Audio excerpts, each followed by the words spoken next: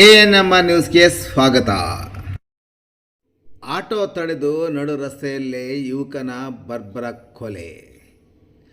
ಬೆಂಗಳೂರು ಗ್ರಾಮಾಂತರ ಜಿಲ್ಲೆಯ ದೊಡ್ಡಬಳ್ಳಾಪುರ ನಗರದ ಜಾಲಪ್ಪ ಕಾಲೇಜು ವಸತಿ ಗೃಹದಲ್ಲಿ ವಾಸವಿದ್ದ ವ್ಯಕ್ತಿಯೋರ್ವನನ್ನು ನಡು ರಸ್ತೆಯಲ್ಲೇ ಕೊಚ್ಚಿ ಕೊಂದಿರುವ ಘಟನೆ ಡಿ ಕ್ರಾಸ್ ಟಿಬಿ ವೃತ್ತದ ನಡುವಿನ ಚರ್ಚ್ ಗೇಟ್ ಬಳಿ ರಾತ್ರಿ ಸುಮಾರು 9:30 ಗಂಟೆಯಲ್ಲಿ ನಡೆದಿದೆ.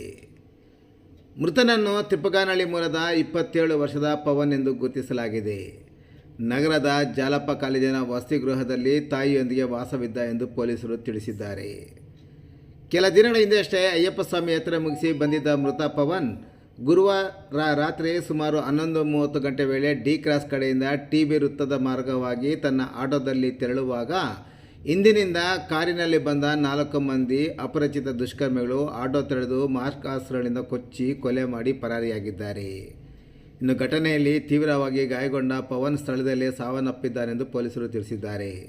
ಇನ್ನು ಸ್ಥಳಕ್ಕೆ ಬೆಂಗಳೂರು ಗ್ರಾಮಾಂತರ ಎಸ್ಪಿ ಸಿ.ಕೆ. ಬಾಬಾ, ಹೆಚ್ಚುವರಿ ಪೊಲೀಸ್ ಅಧೀಕ್ಷಕ Venkatesh Prasanna, DySP Panduranga S, inspector Amaresh Gowda ಹಾಗೂ ಸಿಬ್ಬಂದಿಗಳು ಭೇಟಿ ನೀಡಿ ಪರಿಶೀಲನೆ ನಡೆಸಿ ಮುಂದಿನ ಕ್ರಮ ಕೈಗೊಂಡಿದ್ದಾರೆ.